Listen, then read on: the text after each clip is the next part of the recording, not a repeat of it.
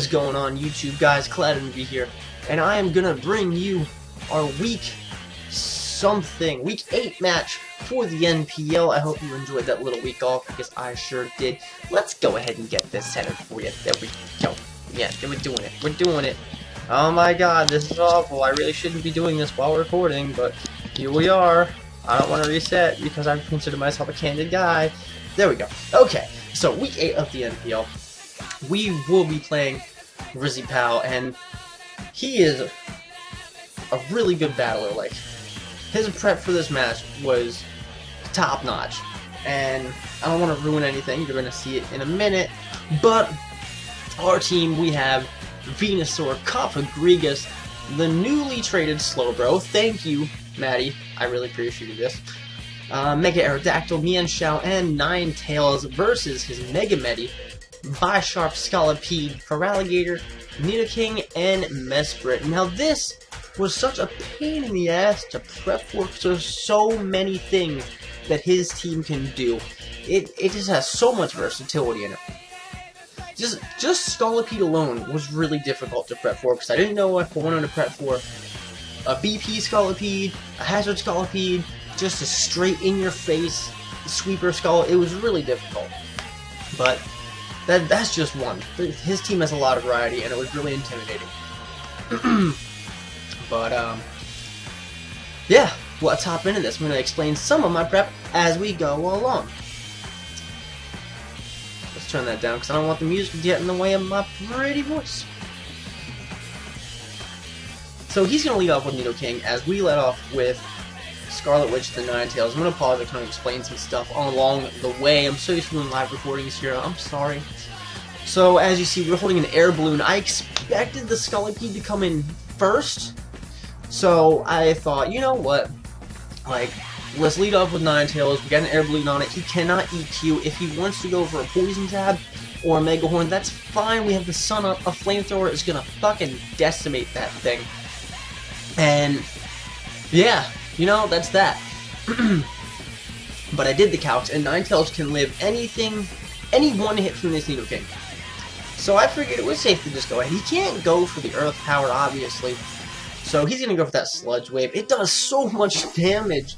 But we hit that Flamethrower. I thought it would be a better bet than Fire Blast. I didn't want to risk the miss. But he knows what's coming. He's going to switch out in the Feraligatr. I predicted another Sludge Wave and went into our specially defensive Assault Vest Potato as he gets up a D-Dance. And I really just wanted the Scald. Switch into Cofagrigus here. And he goes for another D-Dance. And I'm looking at the screen, and I'm just thinking, I lose. That was a good game. He's just going to go for a crunch and sweep my team from here. And it's just not going to be a good time. I gave him the opportunity. I shouldn't have the setup, and this is it. This is the game. He goes for a third Dragon Dance, and I was questioning this a little bit, because I didn't know why. But luckily, we did tack the Haze on there to bring that down. He goes with a Waterfall. And luckily, we do replace his Sheer Force. We are infinitely physically defensive, so we can take that no problem, especially after a burn. Now, he goes for a Dragon Dance here, and I was really confused, because I expected him to switch out, which is why I went for the second Willow. So I figure, why look a Gift Horse in the mouth? Let's just go for Hex and get damage. He goes for another Waterfall. Again, with the burn, it's really not going to do a whole lot. It kind of just balances out with the attack boost. And he goes for Rest, and I'm thinking, oh wow, he didn't give a shit about that burn. That's a Rest talking for Feraligatr. That's something you don't see every day. I like that a lot. So he calls him out and goes into Scolipede here. As I go for a Haze, now assuming that he's Rest Talk. But he throws Spikes out, and I'm thinking, you know, there's no good way to go about this. I might as well just do what I can now and take care of it while I can. My whole plan for this match was to have Aerodactyl do most of the work anyway. He's not even going to be affected by Spikes. I figure we'll suck it up, we'll take out the Scolipede while we have the opportunity, and just be happy with that. So luckily Scolipede does go down. Unfortunately, we have 0 hazard removal on this squad. He's going to switch into Nidoking. I figured, let's go into Potato. We can eat any attack Nidoking wants to throw at us, and Shadow Ball does nothing. But he's going to get on out of there, go into this Mass Spray, as a Scald does a critical amount of 18%. So I figure this is a good time at Zenny. We'll throw Ninetales out, sack it off real fast, get the Sun up, and go into Venusaur. Now, I'm going to tell you a little story about this Venusaur. This Venusaur was originally made to be a physical chlorophyll sweeper with natural gift fire with a Wobble Berry to handle the Amoonguss, because I had no way, except for Gardevoir and a set with Slowbro that threw my synergy off to deal with Amoonguss, and obviously Ninetales. Which, again, like, that's a good amount of Mons, but when you're looking at 11 versus 10, that's really not that good amount of Mons, because I don't want to bring all three of those, especially with a Slowbro set that doesn't complement the rest of my team. So, we decided to go for a Chlorophyll physical sweeper set with Wobble-Berry. As soon as I click to confirm the match, Showdown says, Bro, you need to fuck right off. You can't have natural gift with Chlorophyll. What is wrong with you? And I panicked, and I thought, you know what? I need the natural gift. We're going to outspeed Amoonguss naturally anyway, if he even brings it. We'll take off Chlorophyll, go for Overgrowth, and he sees that I have Sun out. He sees that Venusaur was there. He's not going to want to take the chance that, you know, I'm not Chlorophyll. So I was just really hoping this last minute effort of a fake out worked out. But we're going to continue here. As Venusaur goes for that knockoff, it does nice damage. It does, but it really shows how defensive this Mesprit is. He misses the Zen Headbutt, which is very unfortunate. I know I could have gone for the Wobble Berry to KO it, but it's, I don't know. Misses are stupid. Misses suck. I didn't feel right taking that damage away from him. But it balances out here because Zen Headbutt takes us just in range of a Bullet Punch from Mega Medi. And this thing was scary.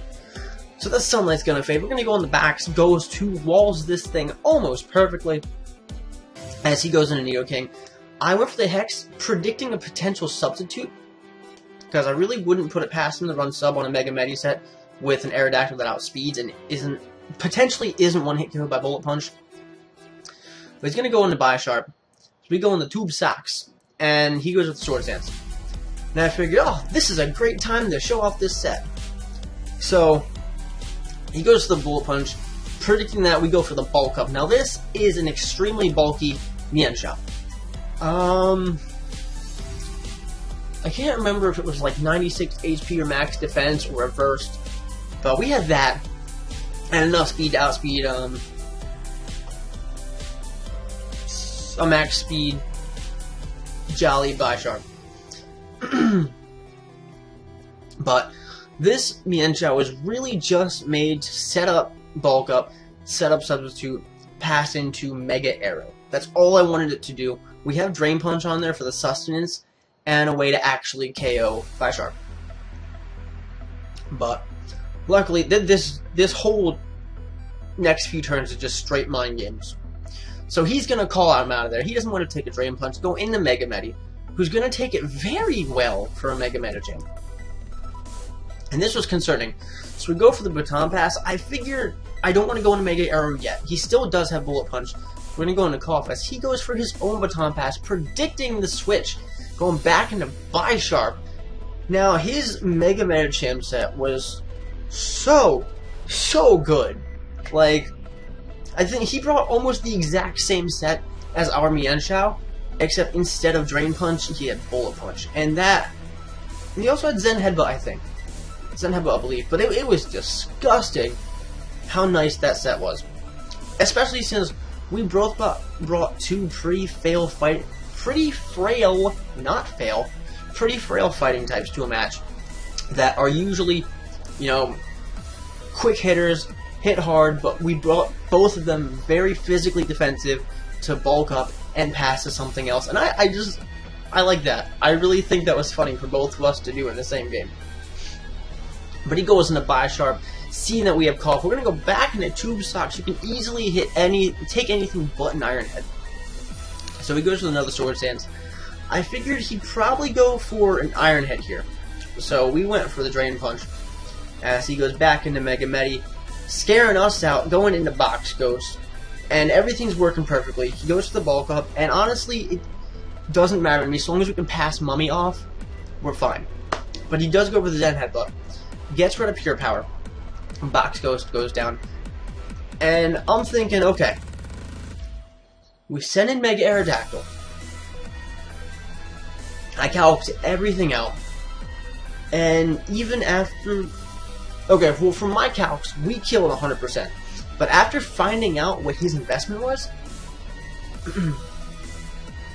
this Aerial Ace, without the crit, would not have killed. That crit really mattered right now. And I'm going to explain it a little more after this match. But Mega Medi goes down because of the luckiest crit in the world. He goes into the Sleeping Feraligatr. And now that we have Mummy, we unfortunately lose the Tough Claws, which means at his range of health, and a second crit. Oh my god, Arrow, calm down. But that was easily like a 3 or 4 hit KO from his range after lefties. And it was disgusting how bulky this Feraligatr was. But I'm backing up into Mega Arrow versus the Mega Medi. Like, after finding out his investment and calcing it, without the crit, we would not have killed. And he enlightened us to the idea that he was going to Baton Pass into Feraligatr, giving it the bulk up boost. Now, I know it's like so much could have been different had it not been for that crit, because we would basically have had to hope to God that he didn't rest talk into Waterfall so I could get the roar off and send him back into Mega Medicham. If he had used rest talk and gotten Waterfall, that could have been game for us. That would have been it. But unfortunately, my opponent did have some very, very unfortunate hacks on his side. Figure we got 2 crits, and his Mesprit missed the Zen Headbutt, so that really could have changed the game a lot. And I'm sorry that it came down to the 3-point. I'm sorry that the hacks had that much of an effect as it did. I tried to make up with Venusaur, but the last 2 were couldn't do anything about it. Couldn't do it. But Riz, great game, man. It was just as difficult a match as I had anticipated in all the prep. I asked like 2 different people for help because I had no idea how to prep for this man's squad, and it was very difficult. It was. But Riz did not disappoint. That was a very, very good game.